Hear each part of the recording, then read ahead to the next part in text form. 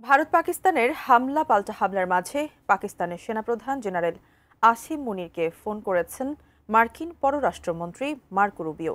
চরম উত্তেজনার মাঝে কি কথা হলো দুই নেতার মধ্যে, বিস্তারিত জানাচ্ছেন লিমা সায়ন্তী।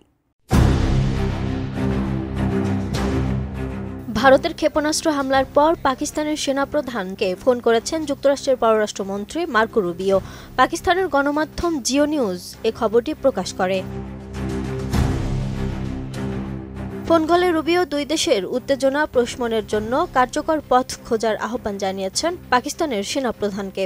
সেই সঙ্গে বলেছেন, সংঘাত পরিহার করে দুই দেশ যদি গঠনমূলক সংলাপে রাজি হয়, সেক্ষেত্রে ওয়াশিংটন, ইসলামাবাদ ও নয়াদিল্লিকে সব ধরনের সহযোগিতা প্রদান করবে। 9 মে রাতে রুবিও ও জেনারেল মুনিরের মধ্যে এই ফোনালাপ হয়েছে বলে উল্লেখ করা হয়েছে যুক্তরাষ্ট্রের পররাষ্ট্র মন্ত্রণালয়ের মুখপাত্র ট্যামি ব্রুস স্বাক্ষরিত এক বিবৃতিতে। এর আগে গত সপ্তাহে ভারতের পররাষ্ট্রমন্ত্রী সুব্রাহ্মণিয়াম জয়শঙ্কর এবং পাকিস্তানের প্রধানমন্ত্রী শেহবাজ শরীফের সঙ্গেও টেলিফোনে কথা বলেছিলেন রুবিও। সেই ফোন কলে দুই দেশকে উত্তেজনা কমানোর আহ্বান জানানোর পাশাপাশি সন্ত্রাসবাদ নির্মূল করতে পাকিস্তানকে কার্যকর পদক্ষেপ নিতেও বলেছিলেন তিনি। টানা সপ্তমবারের মতো বেস্ট টিস্যু পেপার ব্র্যান্ড হিসেবে স্বীকৃতি পেয়েছে বসুন্ধরা টিস্যু।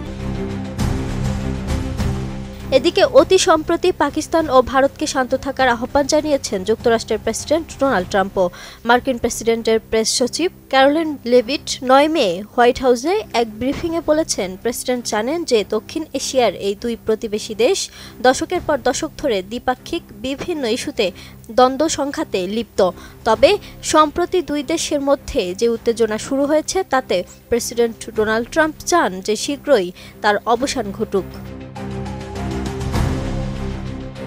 গত 22 এপ্রিল ভারত শাসিত কাশ্মীরের পেহেলগামে বন্দুকধারীদের হামলায় 26 জন প্রাণ হারায়। এই হামলার দায় পাকিস্তানের ওপর চাপিয়ে মঙ্গলবার দিবাগত রাতে দেশটিতে ক্ষেপণাস্ত্র হামলা চালায় ভারত।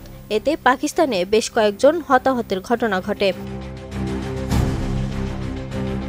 ওই সময় পাকিস্তান ভারতের বেশ কয়েকটি বিমান এবং ড্রোন ভূপাতিত করা হয়েছে বলে দাবি করেছে পাকিস্তান। ইসলামাবাদ এও বলেছে, এক্ষেত্রে পাকিস্তান ও পাকিস্তান নিয়ন্ত্রিত কাশ্মীরের সীমান্ত অতিক্রম করেনি তাদের বাহিনী। পরবর্তীতে নয়াদিল্লি হামলা অব্যাহত রাখলে ভারতেও হামলা চালায় পাকিস্তান। দেশটির সামরিক বাহিনী ঘোষণা করেছে তারা ভারতের ক্ষেপণাস্ত্র সংরক্ষণাগারগুলোয় অভিযান চালিয়েছে।